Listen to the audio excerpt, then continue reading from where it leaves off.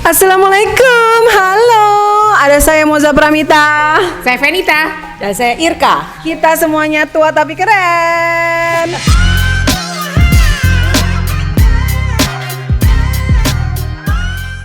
Hari ini akhirnya dapat momen yang kita tunggu-tunggu, yaitu kita bikin acara offline talk show Pro Aging Journey bersama Brawijaya Hospital Saharjo. Nah, ini udah ditunggu-tunggu. Sekalian kita juga merayakan International Women's Day, sebenarnya International Women's Month ya. Di bulan Maret ini akhirnya kesampaian, kita bisa kumpul-kumpul bersama perempuan keren dan juga nanti live atau kita langsung TikTok live di jam 2 siang. Oke, kita mau kasih tahu dulu bahwa kita kerjasama. Apa sayang? Ya kan nggak apa-apa, selalu begini.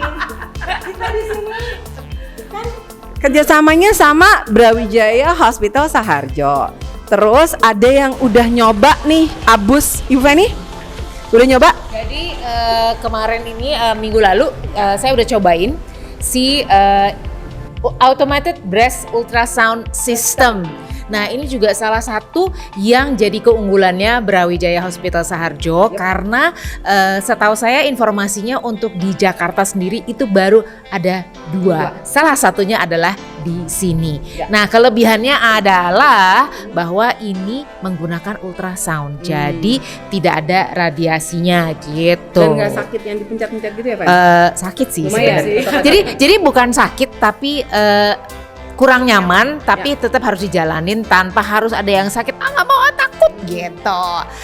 Ini pokoknya salah satu yang jadi unggulannya Brawijaya Hospital Saharjo. Dan kita juga hari ini tuh mau belajar lagi mengenai badan atau tubuh kita sendiri.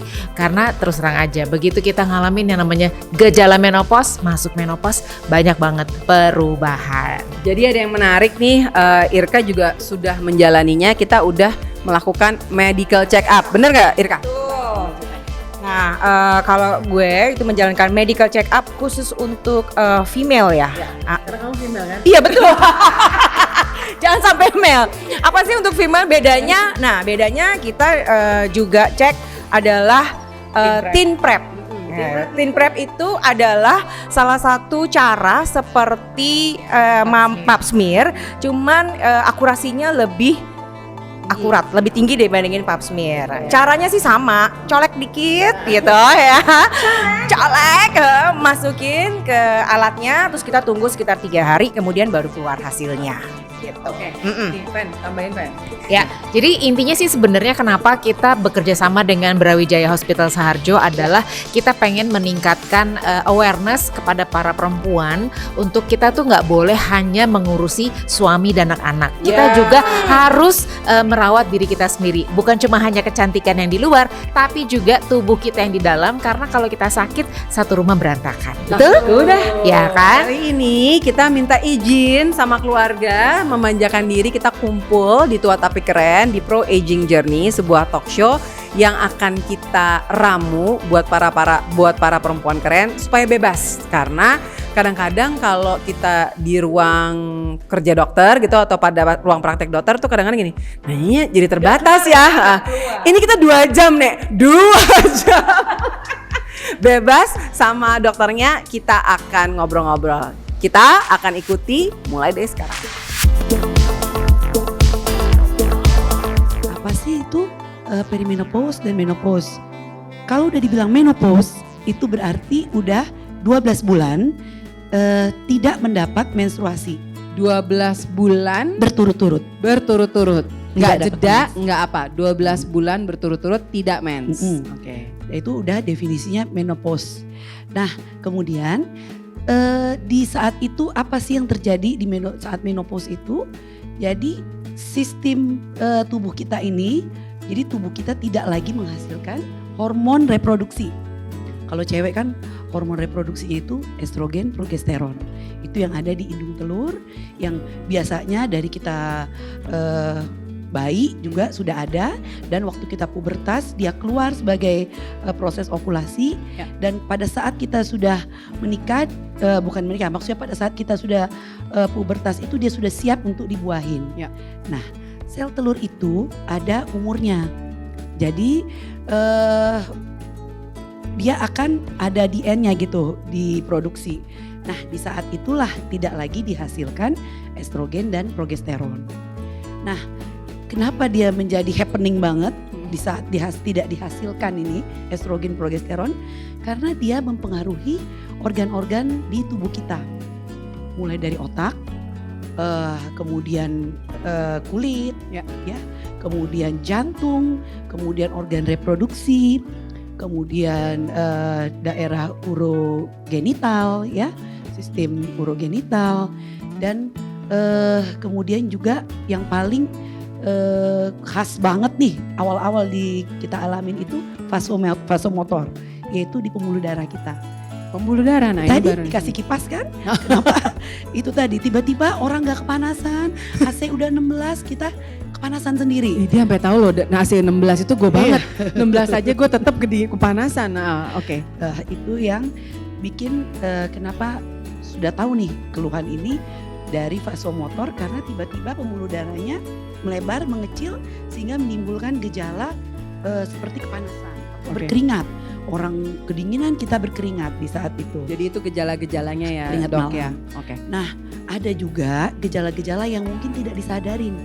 Yaitu Nah, itu gejala psikis, mood swing. siapa yang di sini marah-marahnya bertambah? Oh, angkat tangan langsung loh. Ya, Ibu Reni, aku takut loh begitu kamu begini ya. Dia ngakut sih, tapi paling enggak. Iya, tapi kita nggak sadar aja. Rasanya semua salah aja. Yang sadar tuh orang-orang terdekat. Kena sikat soalnya. Tadi saya baru cerita Mbak Ria, anaknya kan, anak. Mbak Ria, kamu bukan diam-diam Mbak ternyata. Rianya, saudaranya Mbak Ria. Cerita Kakak ya? kakak, Mm-mm. anaknya kan yang merasakan. Yang paling fatal suami. Karena Aduh, suami, Sangsak hidup. nah itu korban. Victimnya suami nih Iya. kalau buat ibu-ibu yang seperti ini. Nah, ini ada pertanyaan dari 15 orang di survei nih, termasuk dari sahabat-sahabat kita Ari Kirana, Liga Merani, Muna Husin, dan Natali Jodi. Mereka juga bertanya, ada usianya kayak tandanya nggak di umur 17 tahun kita kan udah boleh pakai SIM nih sama KTP gitu. Nah, kalau pacaran, kenceng banget loh Meti ya. Aduh, pacaran buat yang umur 17 ya, yang 47 jangan pacaran lagi, pusing juga nih. Nah, yang umurnya itu harus sama atau berbeda-beda, Dok? Itu pertanyaannya. Gimana? Itu di tiap negara masing-masing ras itu berbeda-beda. Kita ngomongin yang orang Indonesia ya. Oke, rata-rata. Rata-rata itu 48 sampai 52. Tapi itu tidak khusus di satu umur. Jadi Oh, oke. yang lebih cepat dini mensnya waktu di masa puber. Katakanlah di umur 13 juga mens biasanya gitu. bisa lebih cepat Oh, pula oke. mengalami ini. Yang lebih lama biasanya dia lebih lama juga. Tapi ini banyak faktor, tergantung dari kesehatan tubuh kita, kemudian tergantung dari apa? Itu tadi macam-macam indeks massa tubuhnya, kondisi Jadi lemak. kalau dipersingkat, kalau teman-teman nanya gitu, rata-rata memang usianya di angka tersebut, tapi tidak mutlak ya, Dok, tidak ya. mutlak di Oke. satu angka umur. Di satu iya. angka umur. Kita mau bagi-bagi hadiah dulu ya, Dok ya, Oke. biar agak turun tegangnya gitu. Jadi semuanya dapat hadiah. Tua tapi keren juga bisa.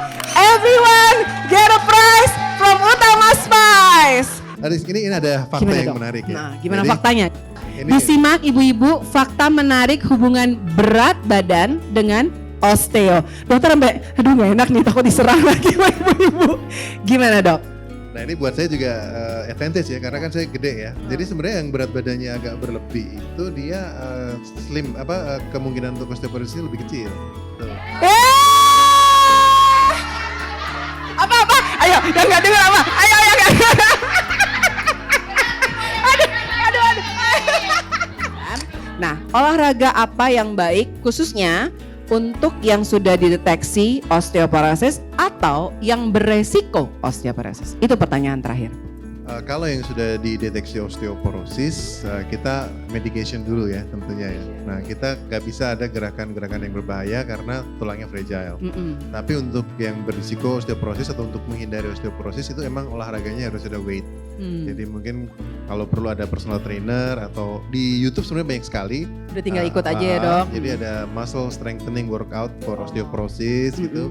Tinggal ikutin aja dan itu juga safe for the elderly. Jadi udah tua juga nggak masalah gitu. Yang penting Apalagi mulainya ya. Yang penting dimulai.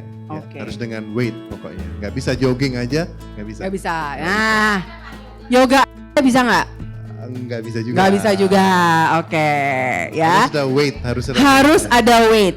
Jangan suami yang digulingin ya, atau kita angkat suami ya. Jadi beli weight yang 5 kilo cukup ya dok ya? Kalau untuk starters jangan ya, karena kan Jadi starter, nih pertanyaan Aping waktu itu, kalau starter apa? jadi ini sesuai dengan prinsip olahraga ya. Kalau Ya. kita baru mulailah dengan yang 1 kilo. 1 kilo. Karena intinya kan repetisi nanti ya. 1 kilo aja kalau direpetisi. Angkat galon. Aduh. Jadi pokoknya yang paling penting kesimpulannya tadi adalah tetap harus olahraga. Dan olahraganya nggak bisa hanya jalan aja ataupun yoga saja, tapi yang penting adalah ada weight training. Memulainya bisa lihat di YouTube, banyak videonya yang safe, ikuti, yang jangan minder. Oh ini kayaknya ketuaan buat gue. Hey, belum tentu ya, tulang Anda mungkin sesuai dengan tampilan. Oke, tepuk tangan untuk Dr. Rio, terima kasih sekali.